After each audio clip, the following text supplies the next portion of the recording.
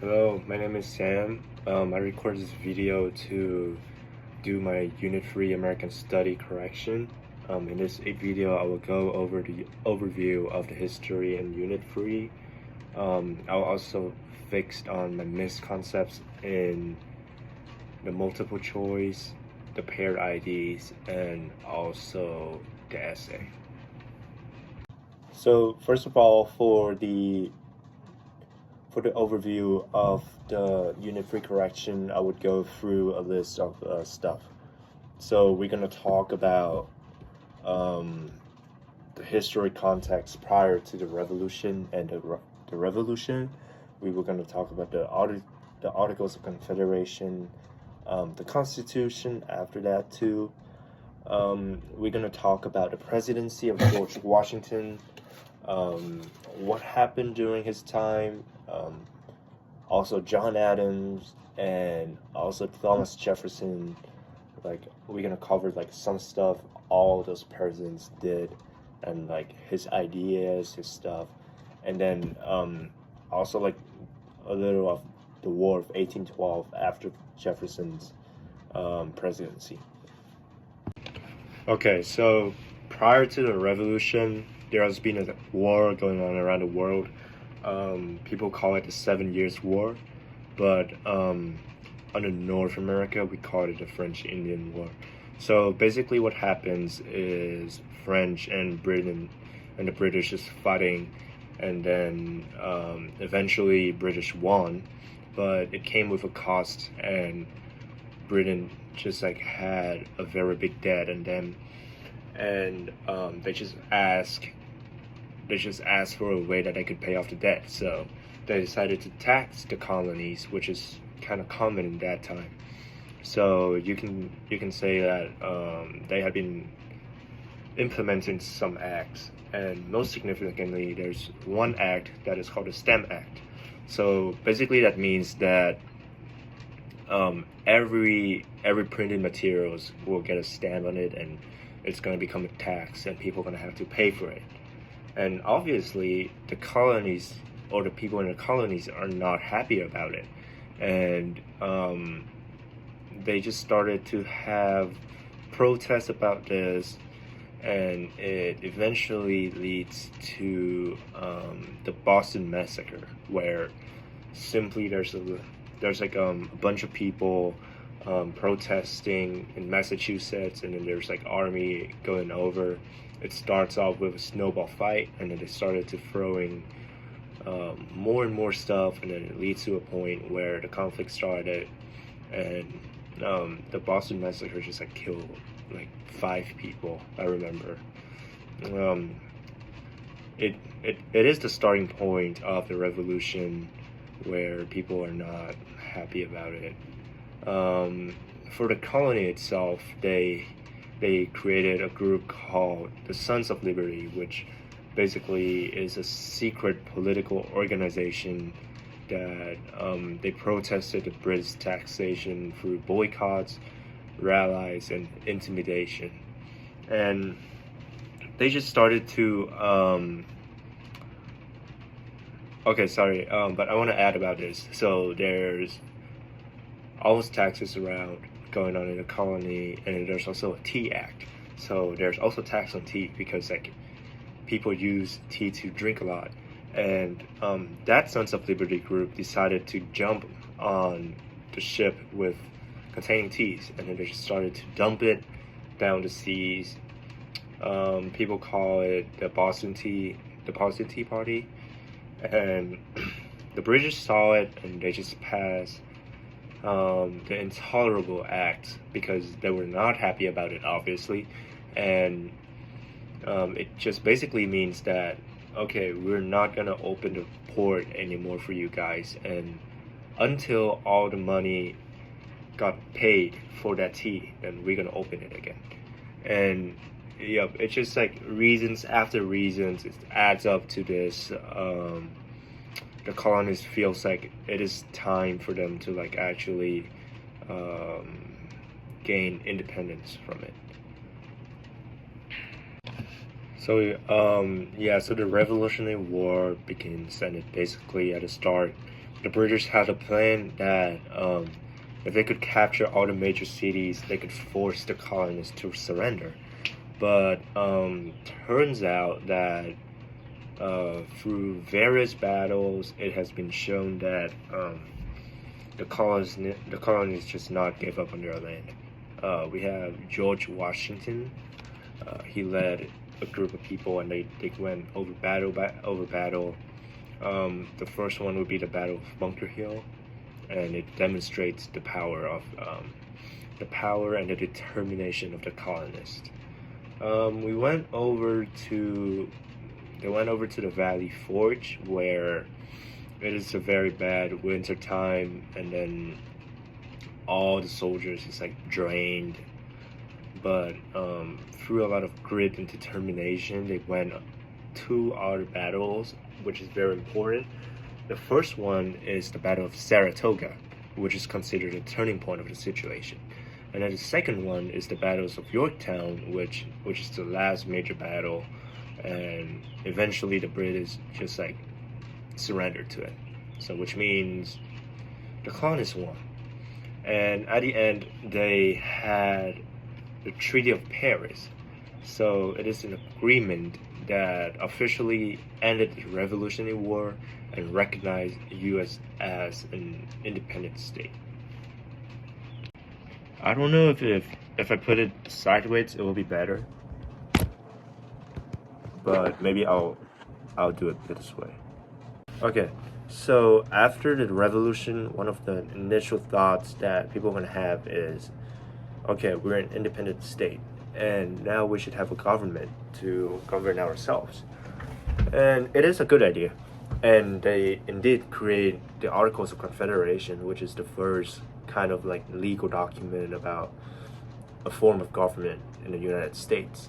The only problem with it is that it is not a good document because of many reasons, but one of the main reasons is that it cannot collect taxes, the Congress cannot collect taxes, and the states have to collect them.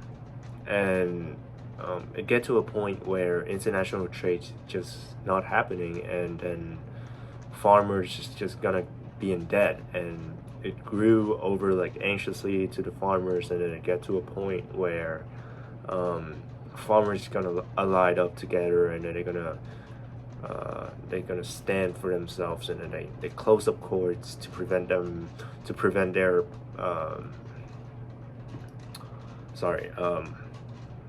property to get seized from debt. So that is called the Shays Rebellion, and I think there's a significance in it because it reflects like how initially bad the Articles of Confederation is. Yeah, so because the Articles of Confederation is bad, people just decided to meet and trying to revise the Articles of Confederation. There's also people came up with a new charter of government, which is called the Constitution, and turns out it actually became the main form of government later. Like in the meeting, there's like a lot of top elite people, like they went to college at that time, which is not common, super rare, and a lot of them is like from the military. But they all had the main goal is the desire to create a better government. They're trying to create a system where there's not a lot of democracy and also not a lot of Republican, which is kind of weird. And that just like came, and they just decided the president is gonna be selected by 538 electoral colleges. And then it comes to the Great Compromise, which says that, as I remember, is the Congress is divided into 2 houses.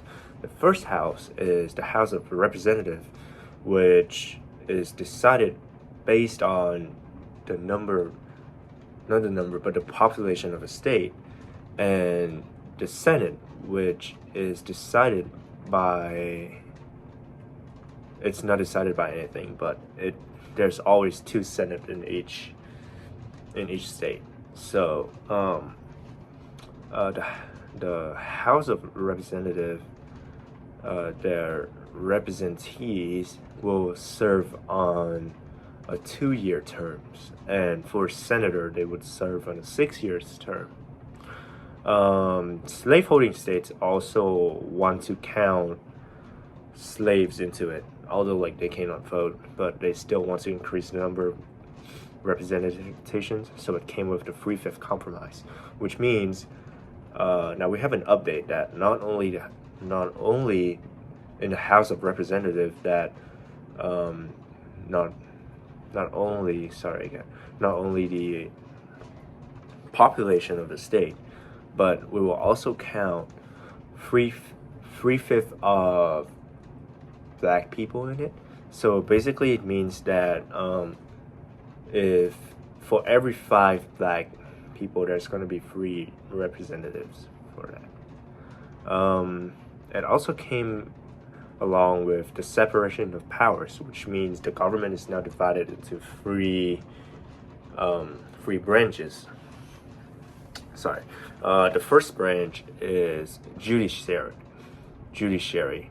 The second branch is the executive, and the third branch is the legislative. They all have counteract. I don't know if that's a good word or not, but basically means that they cannot live without each other. So like there's the executive is gonna be the president, they're gonna action the law, or the legislature, which is gonna like create the law. And I just always thinking of it like a rock paper scissors game where it only makes sense if they are all together. And then the second thing came along with the separation of powers is the idea of federalism. So it means that the government authority rests both in national and state governments. So it means like let's say if I'm a Virginia resident and I live here and back in the day, and I'll be a U.S. citizen and I'll be a Virginia citizen. So that sums up the Constitution. Okay, so after we got the new Constitution, we have George Washington as our president. We have 3 main people that is in Washington's crew, and I'm gonna talk about the 2 more significantly. So first of all, we have the Secretary of War, which is Henry Knox. I'm not going to discuss a lot about him today. I will discuss about Alexander Hamilton, which is the Secretary of Treasury, and Thomas Jefferson, which is Secretary of State. So with Thomas Jefferson, he preferred American to be built around the idea of a self-made man. So like small subsistence farming, maybe could have some trade surplus, but in general he wants America to be like independent, so no international trade, and we're gonna make stuff by our own. While with Alexander Hamilton, he points out that there's debt going on around in the country after the war, so we need to pay that debt. So he said that that is a national problem, and he thinks that we should do something about it. So he created like a checklist of stuff. So first he want to create a national bank. Second of all, he want to make money to pay off the debt. So to make money, it's there's gonna be several ways. So it could be international trade. It could be mercantile, which basically is international trade. There could be selling lands, but mostly important it is taxes. And one of the taxes that causes some problems is taxes on whiskey. So it creates a big problem for for the farmers because they love whiskey and they just gotta pay more when they're drinking whiskey. So it came up with so that's why it resulted in the Whiskey Rebellion. Um, Later on, we have John Adams as our next president, and his elections has exposed a big flaw in the electoral system, which is that the president and vice presidents are not on the same political spectrum. And later on, there's been some.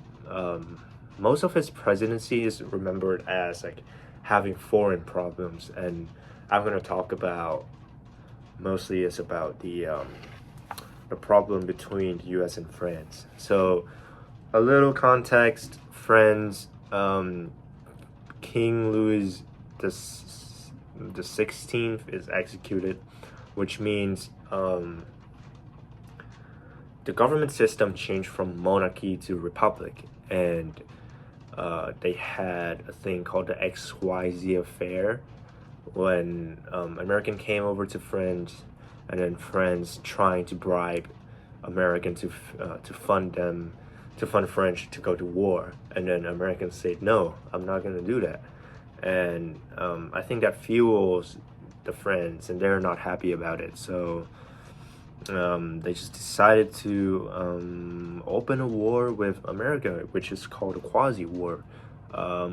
It is most of them basically it's about like wars, and it's about ships, and it's on water. Because of that, then John Adams created the Alien and Sedition Act. So the Alien Act is gonna extending the time it take for a person to become a citizen of the United States.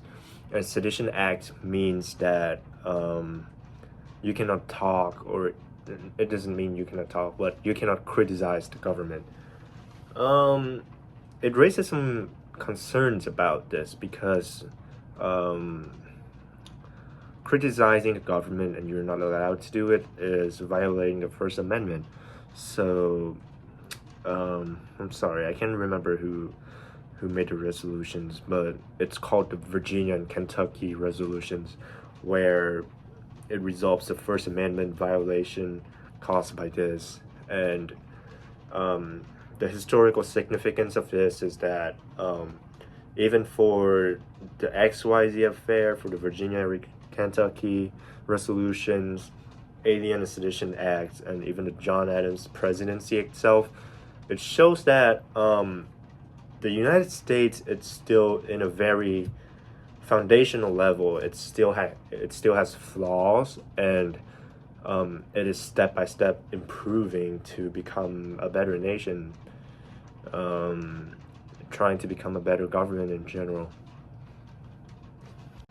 So after John Adams' presidency, it came up next is Thomas Jefferson.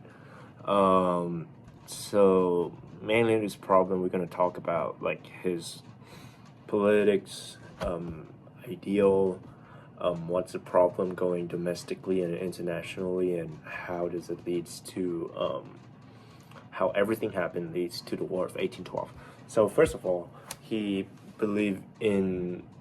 want to have a more democratic politics, which means that there's going to be more free people. It's going to be more free for people to express their opinions. The problem with it is that his Jefferson and Liberty, the liberty is defined in a degree that it is limited. It is very limited to white men, and it's excluding slaves. And obviously, black men are aware of liberty, so they want liberty too. So that's why they have Gabriel's Rebellion. So that's one of the domestic problems. One of the other domestic problems is related to political, where there is this cord between Marbury and Madison. So Marbury was appointed Justice of the Peace, but Madison refused to deliver the commission, and Marbury didn't win this case. So it shows that the Supreme Court gave itself the power of judicial review, which allows it to uphold or invalidate federal laws. And this could extend to state laws in Fletcher versus Peck, which eventually even to execute actions. The significance of this is that people have always thought that Supreme Court could declare unconstitutional laws, but the power isn't even in the Constitution itself. So it detects the problem and it strengthens the problem, the Constitution. I mean, move to the foreign problems. Uh, Thomas Jefferson had always focusing so much on domestic that he don't taking time to like take care of the foreign relationships and stuff. So there's been a problem with the Barbary pirates where the pirates from North Africa would attack American ships and they would take the sailors on them to force them to work for the pirates. And it is just a problem that James Madison just didn't choose to. He didn't just focus so much on domestic, and he don't working on the foreign. Also by that time, he has there's been like an idea about strict and loose constructions. Strict constructions wants to say that they want it to be interpreted and executed in a very like strict way, so that it needs to be like all the same. So like with Thomas Jefferson, he had been cut people's job in the government, and also he wants the Constitution should be interpreted as literally as possible. Um, Loose constructions though could be interpreted by different ways, and it is more open for people. That's basically it. Um, there's also Haiti Revolution. No, it's fine. There's Haiti Revolution that it's a revolution from of Haiti that in I'm sorry, I'm bluffing on this one. Let me rephrase this. So, Haiti Revolution is a fight between France and Haiti, and the Haiti people eventually cause France to like they just don't want to fight with them anymore, and they thinking about leaving. And by that time, Thomas Jefferson also wanted to buy this big chunk of land, Louisiana, and they came to propose fairness. And I think that the Haiti Revolution somewhat contributes to the success of this purchase because they were leaving at that time, and they could also like have a little money. So it was proposed for $15 million, which is now worth around like $250 million. And for this one, when Thomas Jefferson got the land, they had Lewis and Clark to explore the new land, and all this actions seems to like contradicts with his strict constructionism because it's not constitutional yet. It's it's just an action that is like not it, and it still shows that there's been some flaws going on, and it's still developing. I think it's better, but it's still developing. So there's some flaws still going on, and it's not like fully organized yet. What happens later is that the political is Thomas Jefferson's embargo, so which basically means like he wants to punish the Britain by impressing American sailors. So he did that by prohibiting them from trading in all foreign ports. So basically, Americans just decided one day that they were not gonna trade or they were not gonna import or export stuff with the European anymore. His theory is that by doing this, Britain is gonna be so just gonna be so devastated by this. They don't have stuff um, that is imported from America like before, so they would stop impressing the American sailors and end the blockage. But turns out it seems like Britain and France are in a war, and they seem to like don't really care about American at this time very much, and that leads to a big drop in economics when exports like drop by like 80%. Americans cannot access to European manufactured goods. He always thought like American could do stuff by themselves, but in fact, like the Americans still need some stuff like imported from Europeans. So it limits the power of the federal government, which later on it ultimately could lead as the foundation of the War of 1812.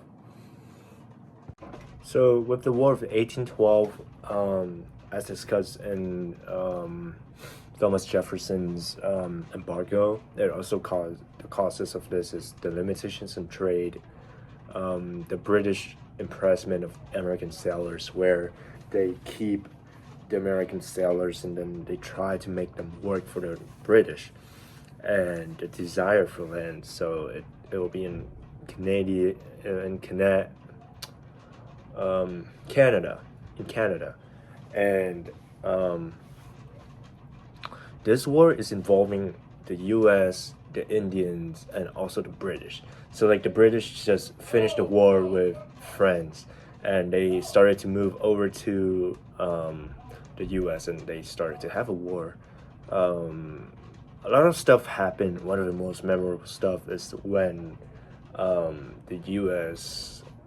is like lack of army. They have like about like 17 navy comparing to 1,000 to British, and then the Canada said that will go down to help, and later they ditch the U.S. and they don't help. Despite all the difficulties, the U.S. won, and it leads to the Treaty of Ghent. So it stops the War of 1812 and again shows the U.S. independence. The significance of this war is it reaffirms and shows that the U.S. exists, and it moreover demonstrates that the U.S. is now a big player in the world. They actually played like a big part in the world, because through even the 7-Year Wars, and in addition of the War of 1812, it has shown that the U.S. had enough grit and power to stand in this world. This also spells the end of the Federalist Party, which is tried in Hartford Convention to change the Constitution, mainly on two things.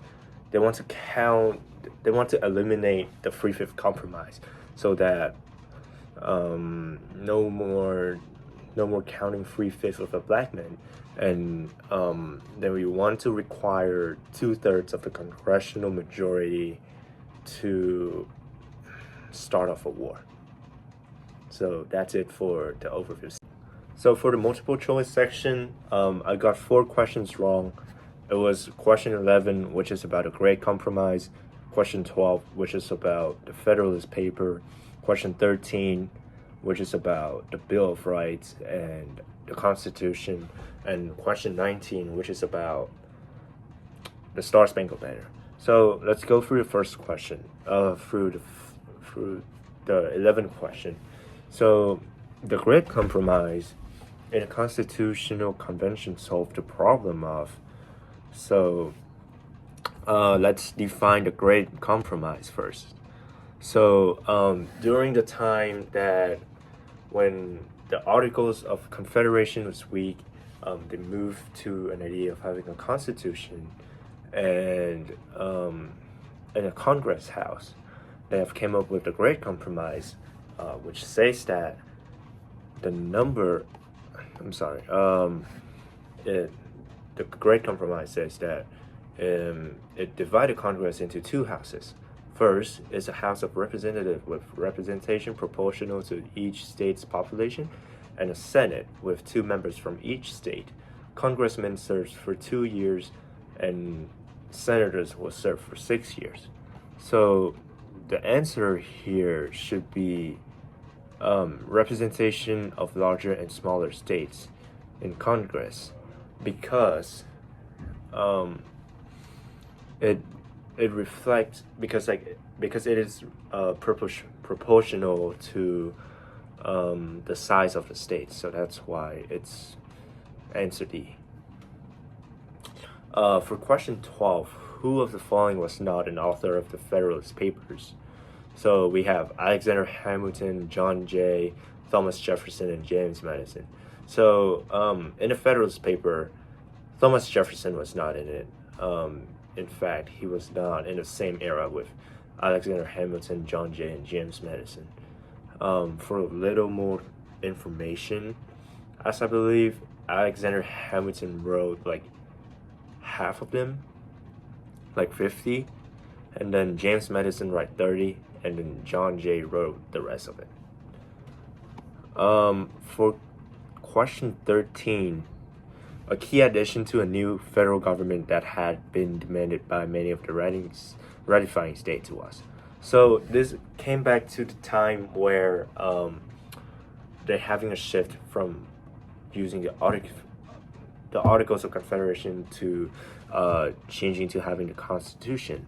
The problem with the Articles of Confederation is that it's still like a very, obviously it's a first document, so there's a lot of flaws in it, and people want to enforce and like trying to make the politics as like a stronger document, as a stronger source of reliability. So the ratifying states say that, well, if it's in the politics, it need to make sure that human rights, the first 10 amendments is included in there. It's not the 10th amendment. It's not.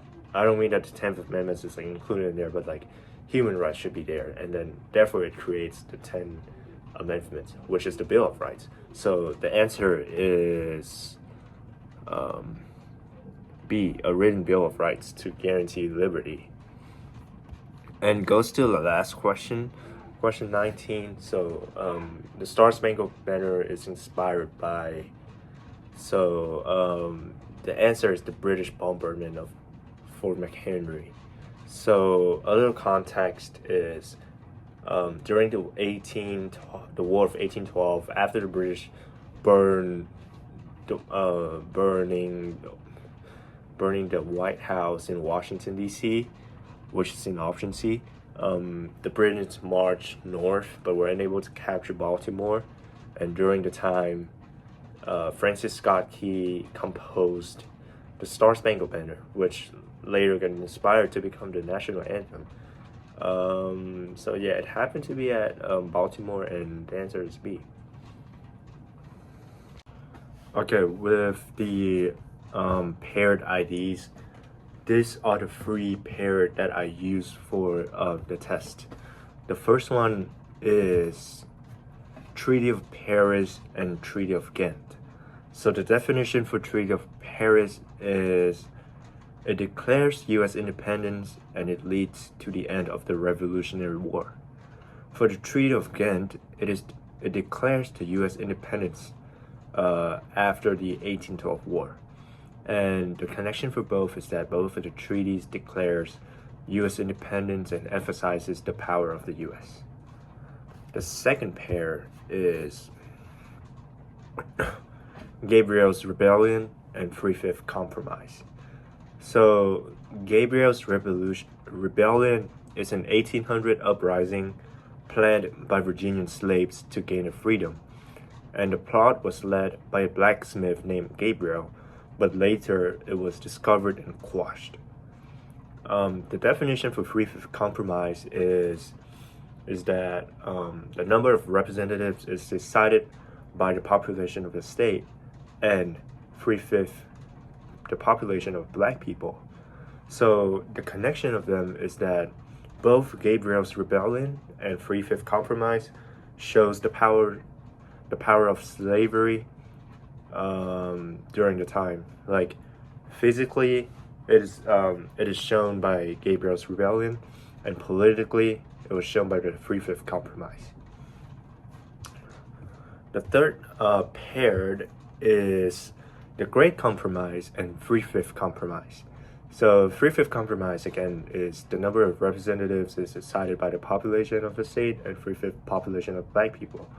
The Great Compromise is that it divided the Congress into two houses.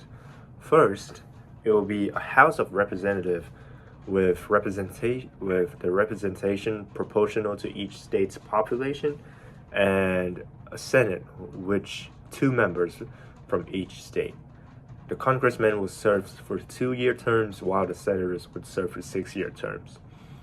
The connection between them is that both played important roles in determining the number of representatives for each state during the transition from a weak Articles of Confederation government to the Constitution. So for the essay, I have chosen the Declaration of Independence, and I was trying to explain how it helped us understand the Enlightenment ideas. So the Enlightenment ideas, basically what it says is just don't always believe what people say might be always true. Have your self-reasoning. So it involves with reasoning, skepticism, self-reasoning. So in my essay, I have talked about skepticism, where it says like you should always question yourself, like if this thing is appropriate or not anymore, and always like trying to express skepticism, and just don't do it anymore. So I only put like one Enlightenment ideas in it. The other one I want to include in this revision is about reasoning. So reading the Declaration of Independence, it has given me a better view in how it wants to say like we are the people running the world, and the rules will help us to run the world, but we should not. But the rule should not run us. So I take an example is about slavery. So back in the day, slaves are acceptable and it is even considered normal. But now each person has their own rights, and the slave system is no longer exist. And by this, the Declaration of Independence show that it shows the Enlightenment ideas with a reasoning, because it says that let's say if I consider the Jefferson of Liberty, which basically says that during the Thomas Jefferson, liberty only exists to a very limited group of people, which is a white man, when slaves are not included in it.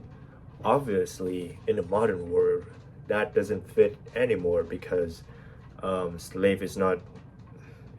black people is not treated as slaves like before, and everyone has equal rights. So that Jefferson and liberty idea should be abolished, and that shows how the Declaration of Independence helped me understand more about the Enlightenment ideas. So for the historical synthesis essay, I choose that in what ways does the United States Constitution demonstrate the principles of republicanism and democratic government? In what ways does it deviate from those principles?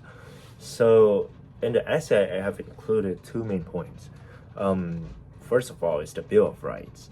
So one of the amendments has said that translated or like interpreted, it says that if a law is not in the Constitution, it still might be a law. And it leads to a government system that allows people's thought to be